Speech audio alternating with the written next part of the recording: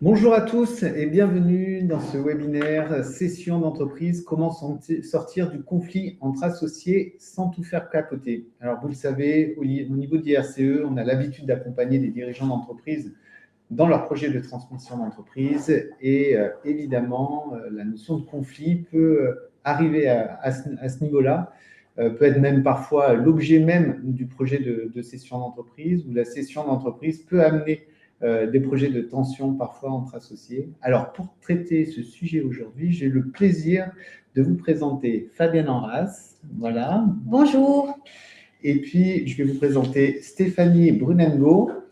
Bonjour. Voilà, qui est. Alors, je vais vous laisser vous présenter respectivement, puisque vous avez deux métiers bien différents et vous allez pouvoir accompagner nos dirigeants tout au long d'un projet de transmission d'entreprise, mais notamment lorsqu'il peut y avoir un peu des problèmes de tension.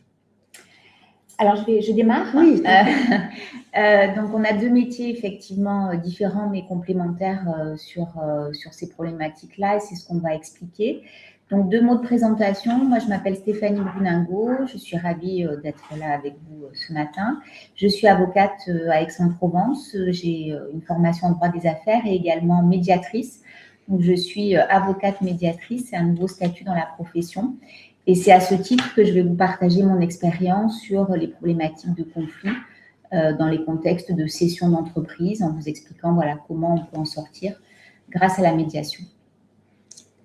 Et bonjour, donc moi je suis Fabienne Enras, je suis présidente de Ralia Finance, j'interviens à l'IRCE depuis de nombreuses années en accompagnement de dirigeants, repreneurs ou cédants. Mon métier, donc, c'est conseil en M&A, conseil en transmission d'entreprise. Et nous avons voulu mettre en place ce webinaire parce que on constate de plus en plus souvent, malheureusement, effectivement, que la cession est souvent motivée par des tensions entre associés. Et donc, avec Stéphanie, nous avons voulu vous donner des clés pour pouvoir procéder à une cession, on va dire, dans les meilleures conditions possibles et sécuriser tout ce process-là. Très bien, merci pour cette présentation. Alors, ce que je vous propose, c'est qu'on aille tout de suite dans le vif du sujet et finalement, qu'est-ce qu'on va aborder aujourd'hui dans ce webinaire qui va nous amener jusqu'à midi, voilà, ensemble. Petite précision, je vous propose qu'on déroule un petit peu le webinaire. Vous pouvez poser bien évidemment des questions dans le chat qu'on va noter et on y répondra à la fin. Alors, du coup, Fabienne, qu'est-ce qu'on va voir aujourd'hui? Déjà, c'est comment le conflit se déclenche. Parce que ça peut y avoir effectivement deux scénarios. C'est le conflit qui déclenche la cession ou la cession qui peut aussi déclencher le conflit. Ensuite, on va voir quand est-ce que la médiation est utile, comment est-ce qu'elle se met en place et puis quelles sont ses limites aussi. On verra également comment sécuriser tout ce process avant de vendre et on parlera au final d'un outil que chaque associé devrait mettre en place au préalable et souvent n'est pas fait, qui est le pacte d'associés, où là Stéphanie donnera toute son expertise sur ce sujet-là.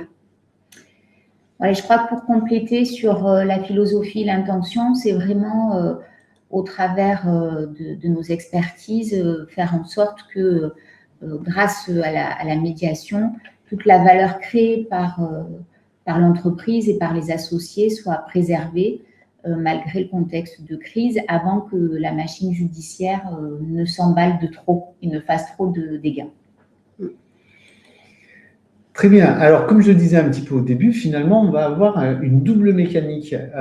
Soit le projet de cession est motivé par un conflit entre associés, voilà, on n'est plus aligné.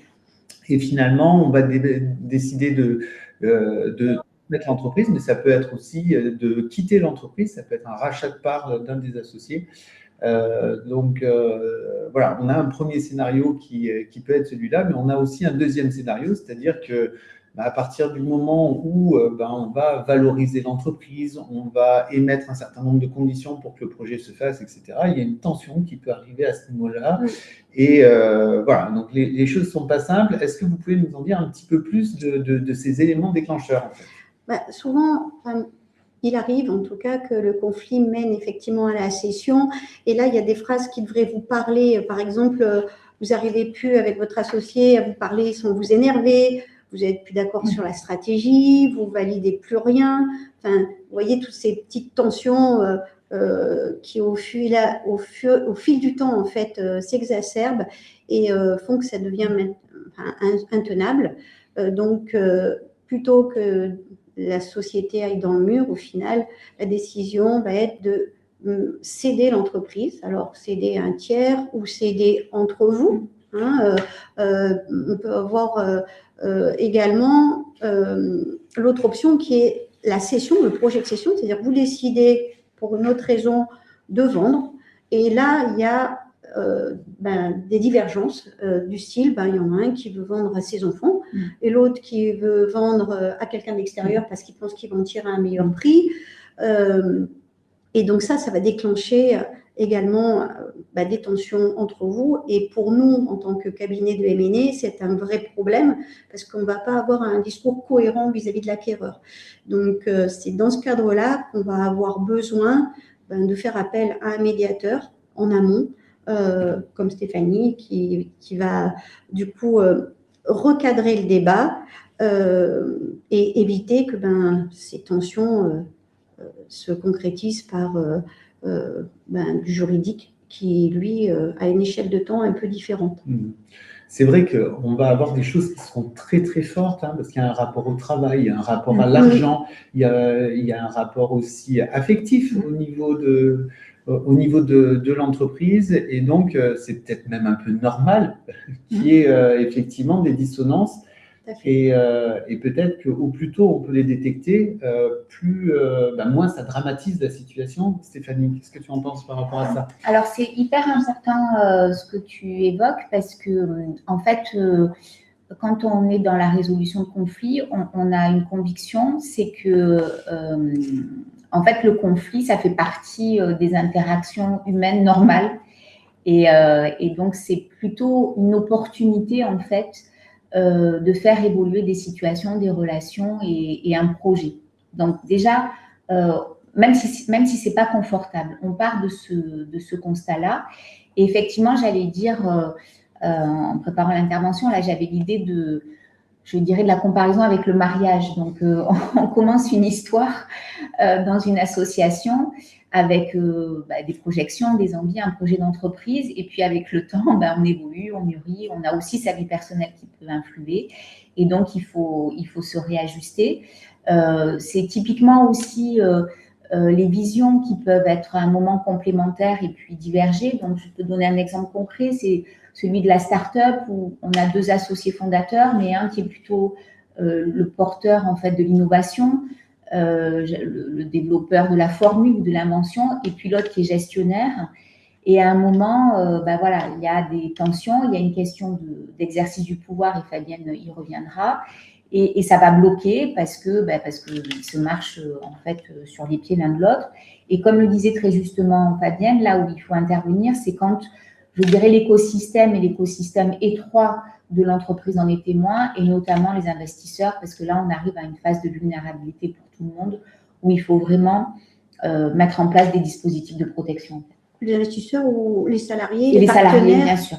Parce que, en fait, tout l'écosystème, toutes les parties prenantes qui sont autour de l'entreprise peuvent en pâtir. Et s'il y a des dissensions ou des conflits entre les associés, ça va effectivement se répercuter aussi sur les salariés, leur façon de voir, leur pérennité dans l'entreprise, et ça pose réellement des problèmes. Oui. Très bien. Alors, on va creuser encore un petit peu cette question de déclencheur pour que vous puissiez être en alerte avec 4 grands sujets: l'argent, le pouvoir, la justice, les émotions. Donc, on est sur des sujets vibrants quand même. Ouais. C'est ça, c'est vibrant, c'est la vie. Alors, l'argent en premier, l'argent, alors, c'est à la fois très concret, et puis il y a aussi des choses où on pourrait faire un trait direct avec les émotions, parce que voilà, ça, c'est révélateur de plein de choses. Il y a plein d'enjeux qui peuvent être différents. Il y a, par exemple, si je donne l'exemple de la start-up, il y a une idée que se faisaient aussi les fondateurs à quel moment ils allaient valoriser, ce qu'ils allaient faire avec cette boîte. Il y a l'idée qu'ils allaient peut-être pouvoir avoir des exits assez à court terme et assez juteux pour repartir sur d'autres projets d'entreprise. Et puis, l'accès au marché ne se passe pas forcément comme prévu. Donc, il y a aussi la question du risque. À un moment, jusqu'où je continue à être en risque sur l'entreprise? Est-ce que je veux sécuriser ce risque? Et notamment dans la question de la cession de la transmission, est-ce que je veux récupérer mon investissement et sécuriser mon patrimoine? Ou est-ce que l'autre veut, par exemple, continuer l'aventure? Donc, il y a cette notion d'aversion au risque. Il y a aussi l'engagement, en fait. Est-ce que j'ai eu un engagement plus prégnant dans l'entreprise? Je considère que mon associé, il a été un peu plus dormant. Donc, à un moment, la clé de répartition et sur les dividendes et même sur le capital, je ne suis plus tout à fait d'accord. Oui, du style, toi, tu ne travailles pas assez. Moi, tu as vu toutes les heures que je passe dans l'entreprise. Déjà, c'est un sujet de divergence parce qu'ils estiment qu'il y en a un qui mérite plus que l'autre. C'est ça. Il y a aussi, moi je l'ai beaucoup vu, et toi, je pense aussi dans la répartition des rôles, celui qui fait rentrer le chiffre, en fait, celui qui a le commercial et qui dit sans moi il ne se passerait rien, et l'autre qui est plus en fonction au support, qui a structuré. Et donc à un moment, voilà, la reconnaissance de la complémentarité de chacun, elle bloque. Elle n'est pas évidente. Et elle bloque finalement aussi parce qu'il y a d'autres enjeux. Il y a la question du pouvoir. Donc moi je l'ai beaucoup vu ça aussi. Et en fait, ça, c'est souvent pas clair. On est associés, mais en fait, est-ce que je suis vraiment OK pour partager le pouvoir? Ou est-ce que je me rends compte qu'en fait, le pouvoir, j'aime bien l'exercer seul, et c'est pas forcément grave en soi ou illégitime. Il faut que l'autre soit d'accord. Mais il faut que l'autre soit d'accord, voilà. Et je l'ai vu aussi souvent quand finalement il y a un senior qui fait rentrer un associé junior lui promettant d'exercer le pouvoir, et puis ça ne vient jamais parce qu'en fait il y a du kiff à garder le pouvoir pour soi, quoi. Mais c'est pas grave en soi, c'est juste qu'il faut pouvoir l'exprimer, le clarifier. Moi j'ai vu aussi pas mal de divergences sur des stratégies de développement. Oui. Par exemple, là, on parlait des dividendes, donc c'est relié aussi à l'argent. Il y en a qui veut sécuriser et qui dit non, mais on ne distribue pas de dividendes, on garde tout dans l'entreprise parce qu'on ne sait jamais ce qui peut se passer demain. C'est aussi relié à son histoire personnelle. Il peut très bien avoir une aventure entrepreneuriale précédente dans laquelle il a eu des problèmes de trésorerie, et donc ça va se refléter sur le nouveau projet. Et donc, lui, il ne veut rien distribuer. A contrario, il y en a un qui va être aussi très pushing sur du développement parce qu'ambitieux, parce que peut-être plus jeune aussi, ça peut être lié à ça, mais pas que.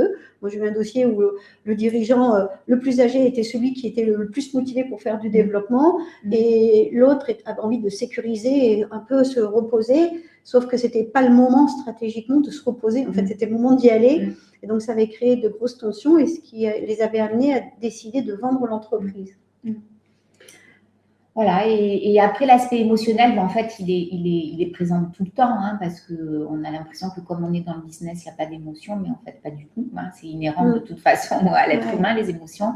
Et là où, de mon expérience, il est particulièrement complexe, c'est dans les entreprises familiales, où la question de la cession, de la transmission va se poser en faisant émerger des sujets, je dirais, plus enfouis, les questions de loyauté, les questions de légitimité pour les héritiers des fondateurs. Et il y a l'affect, bien sûr, et les relations interpersonnelles et familiales plus intimes qui viennent s'entremêler. Où là, ça peut être vraiment des facteurs d'inertie et des facteurs aussi de souffrance, il faut le dire, parce que ces moments-là, c'est des moments vraiment difficile pour chacun des protagonistes. Oui, alors on comprend que dans la vie de l'entreprise, oui, il y a un peu cette bombe qui est là et qui fait que nos dirigeants vont avoir tous ces éléments qui peuvent un petit peu s'entrechoquer entre eux. Il y a le poids de l'histoire qui est là. On a vu même des fois des conflits entre associés arriver par des conjoints, ça arrive même, et en plus, nos associés, si vous êtes 2 ou 3, souvent vous êtes en roue libre, vous êtes confrontés avec vous-même, ce qui n'est pas forcément facile. Donc, on a toutes les raisons de croire qu'effectivement, en tout cas, il y a des sujets et que si vous rencontriez des difficultés, c'est presque même un petit peu normal par rapport à ces différents sujets. Alors, on va creuser encore un petit peu sur les éléments qui vont permettre vraiment de comprendre, en tout cas d'avoir des signaux d'alerte. Et puis la bonne nouvelle, c'est qu'avec la médiation, avec tous les professionnels qui vont vous entourer dans un projet de transmission d'entreprise, vous ne serez pas seul, et donc on va pouvoir prendre en considération ces difficultés-là et partir et se mettre en route en mode projet pour pouvoir concrétiser ce projet, sortir de cette situation de blocage et enfin transmettre à l'entreprise. Alors, signaux d'alerte.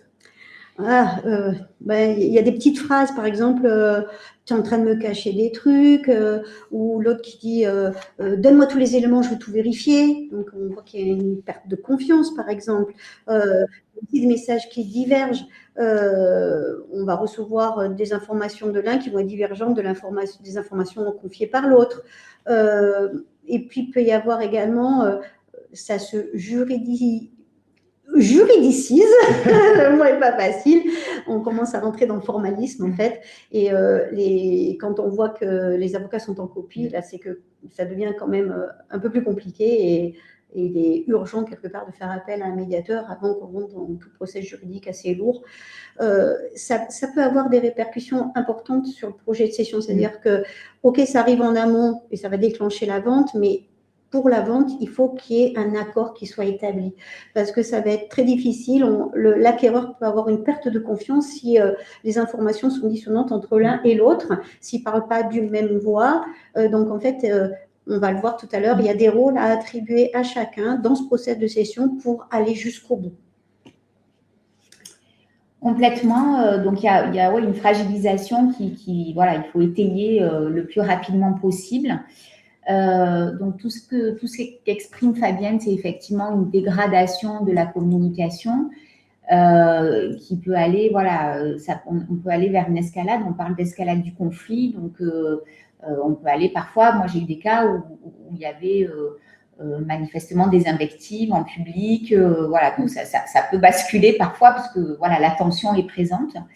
Donc, c'est important de réfléchir à une intervention structurée. Donc, en fait, ce qu'elle va permettre, c'est d'apaiser et de reprendre de la clarté sur les prises de décision, en fait, puisque céder, c'est prendre des décisions et c'est revenir, voilà, à cette capacité de décider.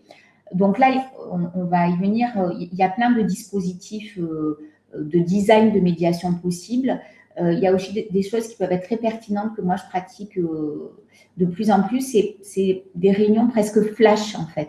C'est tout de suite arriver à décider qui on met autour de la table très rapidement sur des séances assez courtes pour remettre une dynamique finalement plus vertueuse de reprise de responsabilité sans nécessairement s'engager dans un processus très long, mais en fait faire tout de suite le point de bascule pour sortir en fait de l'impasse qui est en train de se créer.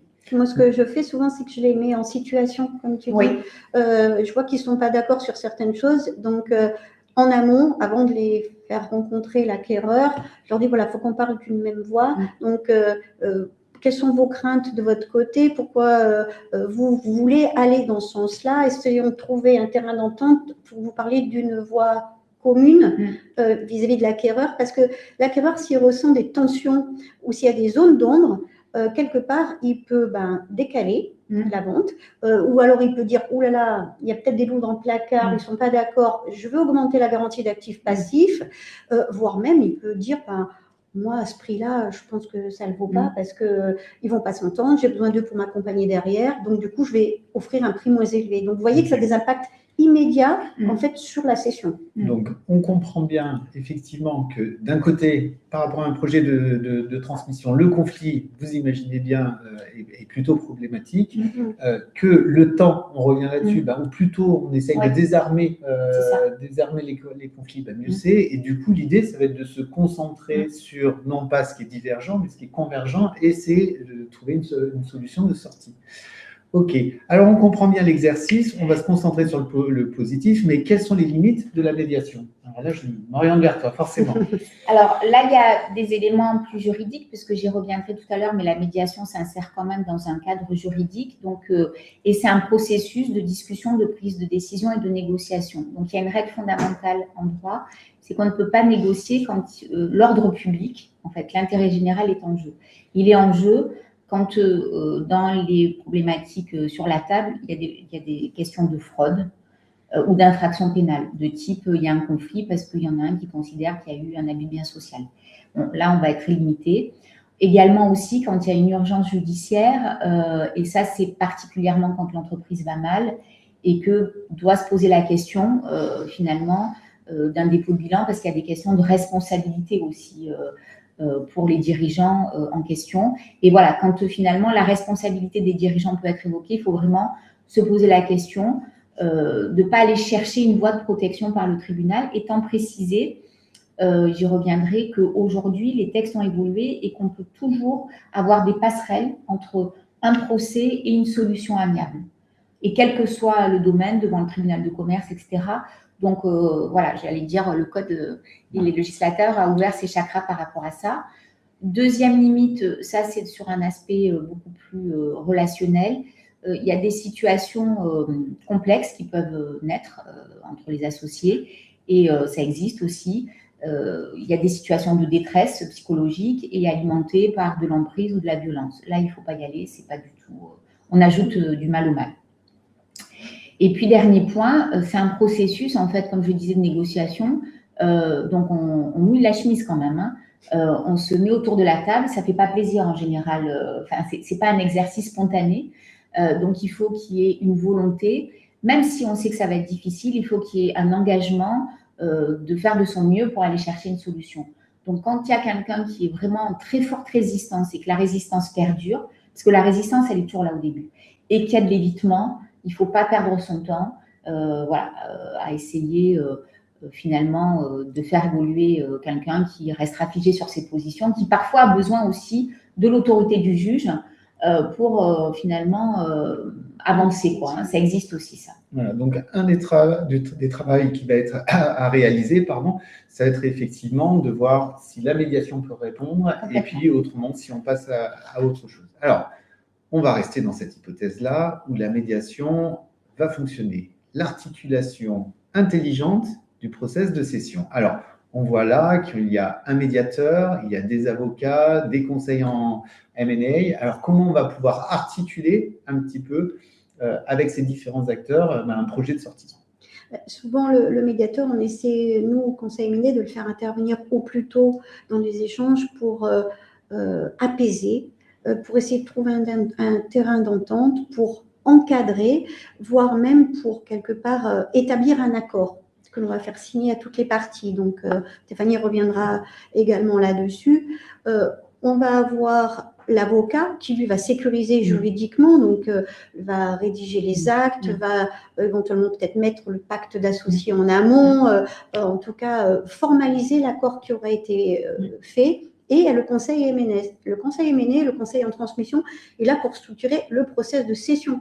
Donc, moi, je ne suis pas là pour la médiation, j'en fais un peu parce qu'il faut être médiateur, il faut être à l'écoute, il faut avoir de l'empathie. Enfin, c'est un métier de relation. Hein. Il y a la partie émergée de l'iceberg, voilà, c'est tout la partie relationnelle. Vous, ce que vous voyez, c'est notre métier on structure le process, on fait de la négociation, on travaille sur le juridique, on va travailler sur le diagnostic d'entreprise, sur sa valorisation, on va trouver des acquéreurs. Ben, voilà, on vient nous chercher aussi pour ça.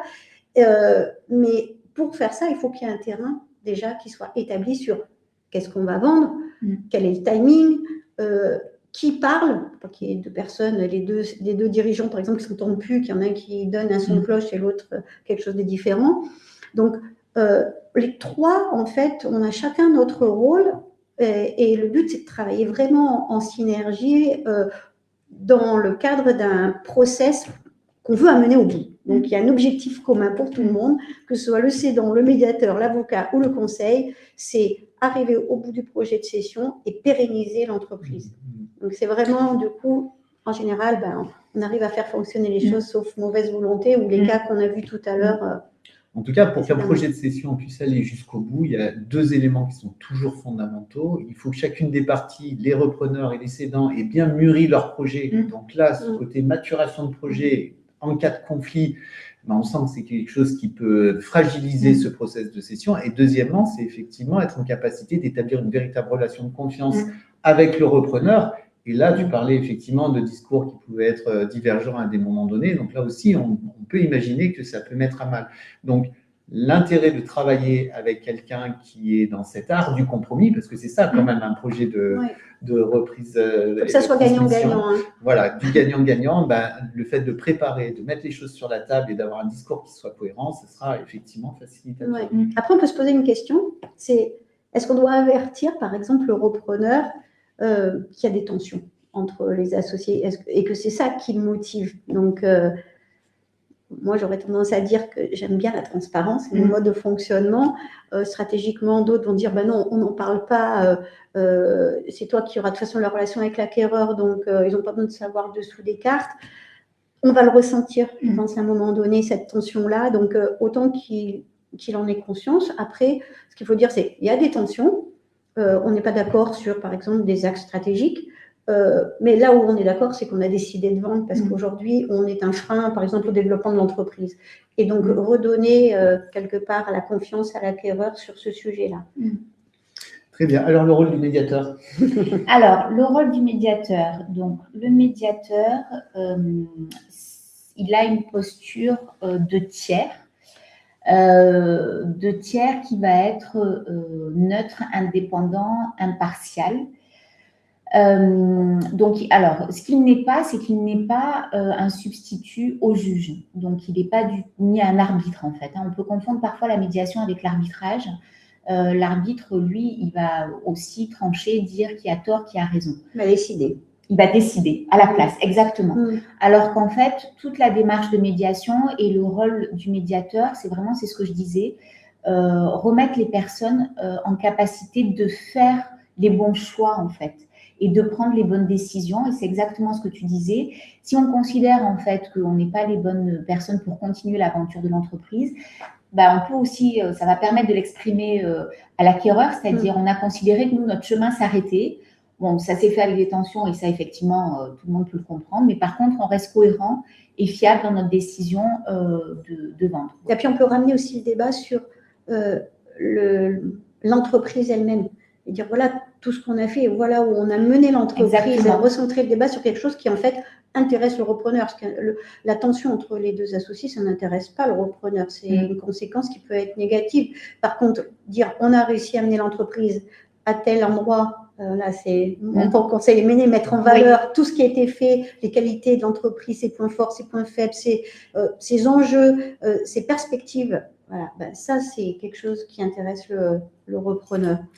C'est exactement ça. Et en fait, le rôle du médiateur, ça va être d'éliminer, j'allais dire, un peu tout ce qui parasite, tu vois, tout ce que ça peut être des frustrations, ça peut être pour aller chercher effectivement cet intérêt commun qui va être la transmission, en permettant à chacun de trouver sa place.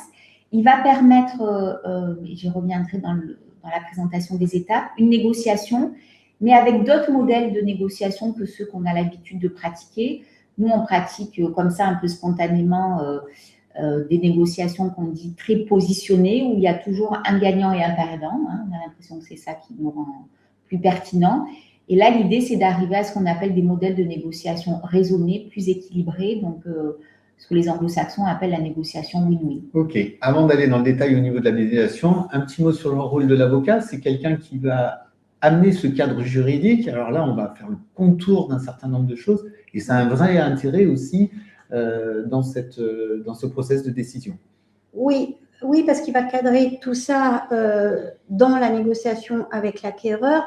Mais ce que je veux dire, c'est que l'avocat et le choix de l'avocat dans un process de cession, il est très important parce que quand on a déjà un climat anxiogène, entre guillemets, mais en fait avec des gens qui ne s'entendent pas, il faut avoir un avocat qui soit pas conciliant, mais je veux dire qui ait cette écoute, cette empathie comme peut l'avoir Stéphanie, qui peut avoir les deux rôles, il ne faut pas prendre un avocat qui soit clivant.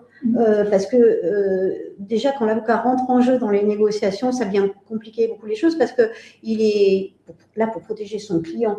D'accord, il n'est pas là pour faire de la médiation. Ça, c'est un peu mon rôle, on va dire, de négocier, etc. L'avocat, il est là pour structurer. Si vous avez quelqu'un qui est trop rigide, qui n'écoute pas, qui impose, ça ne va pas faciliter le débat. Donc, le choix de l'avocat et du médiateur, c'est vraiment important. Il faut que cette équipe, elle fonctionne bien. Oui, si je peux rebondir, c'est vraiment, enfin, on le redira, mais c'est vraiment un esprit d'équipe. Et il y a de plus en plus d'avocats qui, sans être médiateurs, sont formés à ces outils-là. Et on appelle des avocats négociateurs ou accompagnateurs. Ouais. Donc, ils sont au service de la solution, en fait, avec un grand S. En tout cas, un exercice de transmission d'entreprise, c'est l'art du compromis. Hein, on est bien d'accord là-dessus. Alors, je vous propose qu'on aille encore un petit peu plus loin, effectivement, en faisant vraiment un zoom sur la médiation. Alors, définition, médiation, un cadre pour redevenir décisionnaire. Alors, c'est vaste programme comme ça. Il y a une définition qui est prévue par le Code civil et le Code de procédure civile, qui est la suivante. C'est un processus volontaire guidé donc, par un tiers que les parties ont choisi et qui va agir, comme je l'évoquais, avec indépendance, impartialité et neutralité. Donc, il a vraiment ce rôle de guidance, le médiateur. Ce qui est très important, c'est la force de la médiation.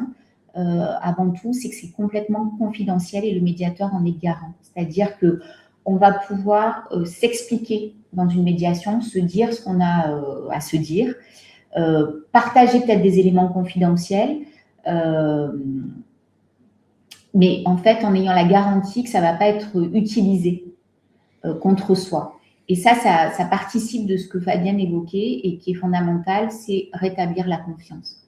Voilà, en pouvant s'exprimer avec la garantie que les choses ne sortiront pas de l'enceinte, de la bulle de confidentialité, on peut clairement avancer. Donc voilà, je disais, c'est volontaire et on va chercher voilà, l'accord, mais avec après sa traduction juridique qui va être la formalisation d'actes. On regarde le processus ? Voilà, on peut y aller. On est bon. Allez, on avance. Alors, ce processus, pour votre culture, j'allais dire, personnelle, il a été conceptualisé beaucoup par les Nord-Américains et il y a des travaux donc, auxquels vous pourrez vous référer à Harvard, en fait. Donc là, ce modèle que je vous présente, c'est le modèle dit de FUTAC. Donc, il y a différentes étapes. Première étape, c'est le cadre. Le cadre, c'est une posture qu'on doit avoir, poser le cadre dans tous les métiers de conseil. Là, ça veut dire, effectivement, ça se formalise par une convention, souvent, qui est autour de la table. Et c'est très important parce que parfois, les gens demandent à ce qu'il y ait des tiers, ou par exemple, le DG, ou par exemple, voilà. Donc, il faut réfléchir, est-ce que ça a un intérêt que cette personne soit là et à quel moment il faut qu'elle soit là. C'est peut-être pas nécessaire qu'elle soit présente à tout moment. Donc, qui on met autour de la table, avec qui on est, par qui on est accompagné, notamment l'avocat, et on s'engage. Et est-ce qu'on a le pouvoir de décision aussi? Parce que si on a quelqu'un qui n'a aucune marge de manœuvre, ça ne sert à rien. Donc ça, la définition du cadre, le qui fait quoi. Qu'est-ce qu'on peut attendre du médiateur aussi? Parce que parfois, les gens ont l'impression que le médiateur va donner des solutions. Alors, en fait, par notre expérience, on peut aider à brainstormer, mais on ne se substitue pas aux gens. Donc ça, c'est important que la règle du jeu, j'ai coutume de dire, moi, je définis ma règle du jeu, la façon dont je travaille, vous adhérez et à partir de là, on peut avancer dans la confiance. Ensuite, alors, par l'organisation de réunions qui peuvent être soit collectives, soit individuelles, on fait beaucoup comme ça se pratique en diplomatie, ce qu'on appelle des caucus. Donc, on voit les gens en tête à tête. Parce que parfois, c'est plus facile de dire des choses dans un premier temps, en aparté, plutôt que devant le collectif. Donc ça, c'est au médiateur de réfléchir à l'organisation des échanges et ça peut aller de l'un à l'autre, en fait. On peut casser le rythme des échanges collectifs en revenant en aparté. Mais en fait, on va permettre d'aller au-delà de ce que chacun exprime par des demandes et des positions. Je veux que tu partes rapidement. je ne veux pas vendre en deçà de 5 millions, pour aller chercher vraiment c'est quoi les enjeux, c'est quoi les intérêts, c'est tout ce qu'on disait. Ben oui, je veux vendre vite parce que j'ai peut-être des problématiques personnelles et j'ai besoin de cet argent pour réinvestir. C'est souvent rattaché à des craintes, en fait. Hein. C'est ça. La crainte que la situation de l'entreprise se dégrade, la crainte parce qu'il est malade et il a peur de ne pas pouvoir continuer à gérer l'entreprise, ou parce que son épouse, selon le cas, s'occupe de la partie financière et qu'elle n'en peut plus parce que l'entreprise a pris une telle ampleur qu'elle n'arrive plus à gérer ça. Donc, c'est motivé par la position, en fait, du conjoint qui est aussi dans l'entreprise. Mais toutes ces craintes, elles ne sont pas toujours exprimées, il faut aller les chercher. Voilà, exactement. Exactement, et c'est ce sous-jacent-là, hein, on donne souvent l'exemple de l'iceberg, c'est-à-dire le conflit, c'est la partie émergée de l'iceberg par toutes les manifestations que Fabienne évoquait, et notamment les problèmes de communication, et puis il y a la partie immergée, c'est tout, voilà, tout ce qui n'est pas dit, tout ce avec quoi en fait on vit au quotidien et qui bloque. Donc c'est la clarification des intérêts qui va permettre d'aller chercher après les bonnes options de solutions pour satisfaire ces intérêts et les rendre complémentaires. Et là, c'est une partie qui est très intéressante parce qu'en général, par l'expression et l'écoute active qu'évoquait Fabienne, on a permis aux gens de s'exprimer, de clarifier aussi leurs attentes, hein, parce que parfois c'est confus. Oui. Et après, on brainstorm, c'est une phase moi que j'aime beaucoup parce qu'on là, on est plus créatif et tout le monde bosse, les avocats, les conseils à mener. Voilà, c'est quoi le meilleur scénario en fait? Et là, on ouvre le champ des possibles. Il n'y a pas qu'une seule option. On évoque plein d'hypothèses et après, on en met certaines à la poubelle parce qu'on revient in fine au juridique, c'est-à-dire qu'après, il faut que ça soit sécure.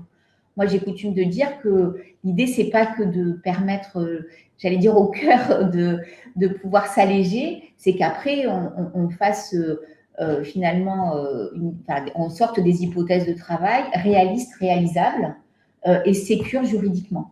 Avec le regard là, des avocats et des conseils sur ça, c'est pas possible pour des tas de raisons, ou ça, il faut le faire comme ça parce que fiscalement, il y a un intérêt, ou ça parce que ça passera pas par rapport aux attentes de l'acquéreur. Et donc, on passe au tamis en fait de ce test de réalité, toutes les idées pour arriver à la formalisation de l'accord de sortie et après à sa mise en œuvre. Donc un vrai cheminement. Oui. Un vrai cheminement. On part du ressentiment, de la boule dans la gorge et dans le ventre. C'est ça. Des non-dits. Des non-dits. On va exprimer les choses. Et déjà, ça, c'est un beau cadeau. Parce qu'à partir de là, on va pouvoir aussi hiérarchiser ce qui est important, ce qui n'est pas important, etc., etc. Moi, ce que je vois, c'est souvent aussi des soucis d'interprétation. C'est-à-dire que la personne dit mais en fait, il dit ça parce qu'il pense ça. Et souvent, en fait, il reflète ses propres craintes. En tout cas, les ressentiments aggravent la situation. Et voilà. Donc, ça crée effectivement des ressentiments. On se rend compte très facilement que là, on a une spirale qui est vertueuse, contrairement à la spirale du conflit où on s'enfonce de plus en plus dans le conflit. On va essayer d'inverser cette dynamique-là et on voit bien qu'on a des outils très concrets à partir du moment où il y a une volonté. Mais de toute façon, sortir d'une situation compliquée, il y aura une volonté de sortir de cette situation. Il faut qu'il y ait un objectif qui soit commun. Si on a un objectif commun, chacun se donnera mettra tout en place pour que ça puisse aller jusqu'au bout. C'est ça. Le plus difficile, moi, c'est ce que j'ai vécu des fois dans certaines sessions, c'est quand il y a des non-dits et notamment quelque part du ressentiment et l'ego qui prend le dessus, où en fait le but c'est plus de vendre, c'est de faire mal à l'autre en fait. Complètement. Hein, et là c'est le plus dur parce qu'on gère de l'émotion pure et dure. Alors je vous propose qu'on se concentre maintenant sur ce que permet concrètement la médiation. Déjà, dans le cas d'un projet de cession, puisqu'on reste bien évidemment dans le cas d'un projet de cession, c'est comme je disais, clarifier l'objectif. Qu'est-ce qu'on veut faire? Est-ce qu'on veut vendre l'entreprise? Est-ce que je veux racheter les parts de mon associé? Ou est-ce que je veux transmettre aux enfants? Ou est-ce qu'on décide d'attendre? Parce que ce n'est pas le bon moment non plus, parce qu'après m'avoir rencontré, je vais leur dire, non mais attendez, aujourd'hui, ce n'est pas structuré pour être vendu, donc on va peut-être procéder à une gouvernance temporaire. Vous voyez, c'est le deuxième sujet, c'est dire, on va mettre effectivement un manager de transition, ou alors on va décider qu'un des deux va prendre le lead. C'est un peu difficile souvent à mettre en place, mais en tout cas, on va se définir des rôles à chacun pour pouvoir faire avancer les choses. Et puis, il y a aussi la question de la communication. Qui communique, qui parle, qui négocie avec l'acquéreur. Si vous mettez les deux cédants qui ne s'entendent plus face à un acquéreur, on va avoir des sons de cloche différents. Ça va créer du brouhaha, il y aura de la complexité dans les négociations. Moi, mon rôle, du coup, c'est d'être le porte-parole des deux. Donc, il y a beaucoup de séances de travail en amont pour travailler avec les deux dirigeants, trouver un terrain d'entente pour pouvoir ensuite négocier avec l'acquéreur. Et puis après, il y a fixer le calendrier. Parce que le calendrier de celui qui ne veut pas vendre tout de suite, il va laisser traîner. Il va toujours trouver des choses complexifiées, alors que celui qui veut vendre, il se fixe un objectif avec un timing. Donc, c'est trouver un timing qui convienne et qui soit possible avec l'acquéreur. Si on me dit, non mais il faut que j'ai vendu dans 2 mois, c'est pas faisable. Donc, ou alors avec des conditions qui ne seront pas les plus optimales. Voilà. Et après, donc, on parlait de communication, comme je disais tout à l'heure, qui est le porte-parole et comment on va discuter avec l'acquéreur. Stéphanie, tu veux rajouter quelque chose? Oui, deux points complémentaires sur effectivement qui gère, il faut peut-être renégocier les mandats de représentation. Dans certaines hypothèses, on peut aussi aller chercher un mandataire via la désignation par le tribunal, hein, ça existe aussi, le mandat ad hoc dans des situations complexes. Bon, il faut bien le maîtriser, mais ça peut aider à avancer. Et puis, en écoutant Fabienne, je me disais aussi sur la communication, il y a cette idée, en éliminant ce qu'elle disait très justement, tous les biais, les projections, tout ce qu'on se raconte comme histoire, en fait, sur l'autre et qu'on entend que finalement, ça soit confirmé, de se réécrire une histoire et un nouveau récit, en fait. Il y a un nouveau narratif à construire qui soit solide. Et ça doit être vraiment très ancré, très cohérent. C'est une étape fondamentale, en fait, et à clarifier vraiment. C'est un peu comme une partition après. Hein, et j'ai coutume de dire aussi que le diable se cache dans les détails. En fait, c'est un travail de précision. Il faut après vraiment jalonner étape avec étape, après étape, qui fait quoi. Oui. Et que ça soit vraiment l'objet d'un accord total. Moi, j'attribue un rôle, par exemple, à chacun des dirigeants. Celui qui voulait faire du développement, qui était un sujet de tension entre les deux, c'est lui dire, du coup, c'est vous qui allez parler des axes de développement à l'acquéreur. Et celui qui était plus organisationnel, structuré, lui, il va dire quel process ils ont mis en œuvre, quels outils vont être utilisés. En fait, on distribue les rôles pour que chacun se sente à l'aise avec ce qu'il va expliquer à l'acquéreur. Alors, je vous propose qu'on voit rapidement les checklists des 5 verrous avant de vendre, avant d'aller au marché, bien sûr. Allez, on apaise. La gouvernance, on vient d'en parler, donc qui décide, qui signe, donc avec peut-être un mandataire entre les deux. Le mandat, donc c'est quel mandat on donne à un cabinet, par exemple, de M&A, qui va être le porte-parole, qui va décider. Donc, on va structurer également le mandat. Le timing, on va fixer les étapes, les jalons, donc de la préparation à l'établissement du dossier, à la recherche d'acquéreurs, quel type d'acquéreur, on va dire tout à l'heure, donc qu'on soit déjà d'accord en amont sur, je ne ferai pas une session interne, parce que c'est plus intéressant d'aller chercher un acquéreur externe, parce qu'il sera en capacité de proposer un meilleur prix, ou de tester le marché par rapport à ça. S'il veut faire une session du coup à ses enfants, on aura déjà un prix de marché qui aura été établi. Mais souvent, si ça n'a pas été fait, c'est que les enfants sont... Enfin, il n'y a pas que la question d'argent. Est-ce qu'ils ont les capacités? Est-ce qu'ils ont été intégrés dans le process de l'entreprise en amont pour pouvoir la gérer? Et souvent, ce n'est pas le cas. Et ça prend du temps. Donc, celui qui est pressé de vendre, vous voyez que ça va déjà être une source de tension.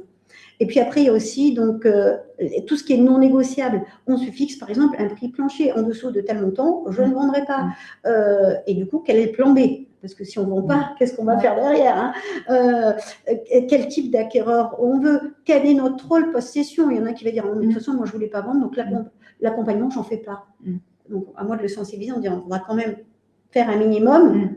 Parce qu'on ne parle pas de votre frère ou de votre associé, on parle de l'acquéreur. L'acquéreur va avoir besoin d'une transmission de vos compétences. Donc, je suis là aussi pour faire beaucoup de pédagogie et expliquer toutes ces étapes-là pour faire que le projet arrive jusqu'au bout. Alors, on peut se concentrer sur le projet de cession et on voit bien que ça va faire avancer le schmilblick. Ce qui nous intéresse, c'est de sortir de cette situation de crise. On peut revenir aussi sur cette relation entre les associés. Et notamment, on va parler du pacte d'associés. Alors, dans une entreprise, il peut y avoir ou ne pas y avoir de pacte d'associés, qui peut être en décalage avec la réalité des dirigeants. Et puis, ça peut être aussi l'occasion de ce pacte d'associés. En tout cas, c'est un véritable outil sur lequel on va pouvoir s'appuyer. Oui, effectivement. Donc, c'est stratégique. Alors, le pacte d'associés, pour recontextualiser, c'est un contrat qui n'est pas nécessairement publié, qui est adjacent au statut et qui va définir vraiment la relation entre associés. Alors, classiquement, on y voit les règles du jeu pour l'entrée et la sortie en fait en capital, c'est-à-dire comment je valorise en cas de sortie, comment je restreins l'accès à de nouveaux investisseurs, les droits de préemption, les agréments, donc qui je fais rentrer en fait dans l'entreprise et comment je peux en sortir avec aussi des indicateurs de valorisation, comment aussi je peux avoir des bonus en fonction de la performance. Ce qui émerge aujourd'hui, c'est en fonction de la performance extra-financière sur des indicateurs RSE. Voilà, c'est comment je rémunère le fruit de mon travail. Ce qu'on sait moins, et ça c'est très important, c'est que le pacte d'associés, en fait, il peut intégrer les mécanismes de régulation des conflits au travers de plusieurs clauses, des clauses de médiation qui vont permettre de dire s'il y a un problème, et quel que soit le type de problème d'ailleurs, on pourra avoir affaire à un médiateur, on pourra mettre en place, et déjà désigner quel sera le médiateur d'ailleurs, pour avoir cet espace où on se posera et où en fait on pourra soit imaginer effectivement une hypothèse de transmission, soit simplement discuter en fait et réadapter notre pacte. Ça peut se coupler avec ce qu'on appelle des clauses de revoyure, c'est-à-dire plutôt que d'attendre en fait que la situation se dégrade, se dire on fait un point tous les 2 ans et on voit si finalement on balaye ce pacte et les conditions de notre relation et de la gestion de l'entreprise, de la vie de l'entreprise, et on voit s'il n'y a pas des choses à réadapter. Ça peut se faire aussi en prévoyant de déclencher ce mécanisme dans des situations, ce qu'on appelle d'imprévision, de crise aussi extérieure. Ce qu'on n'a pas fait, mais ce qu'on aurait pu faire, c'est avec le Covid, on voit qu'il y a des conséquences post-Covid, en fait, parce que les entreprises sont fragilisées, et donc finalement, c'est se dire, en fait, il y a eu des bouleversements extérieurs qui ont fait un peu tanguer le navire. On se pose et on voit comment on peut réajuster cette règle du jeu. Donc, c'est fondamental, en fait.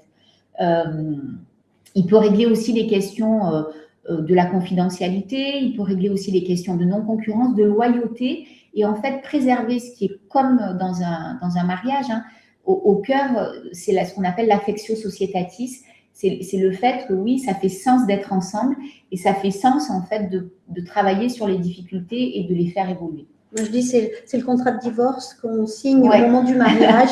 Quand tout va bien, on prépare le pacte d'associés et on le signe, et ça prévoit justement toutes les situations, d'accord? C'est plutôt comme ça. Alors, effectivement, du coup, à retenir en brève conclusion, moi, en tout cas, je garde en mémoire que c'est presque normal d'avoir quand même des divergences entre associés. Ça peut être constructif. Et que par rapport à ça, il y a différents grades de situations qui peuvent être plus ou moins dégradées, qu'il y a un certain stade où effectivement on n'est plus dans l'ordre de la médiation.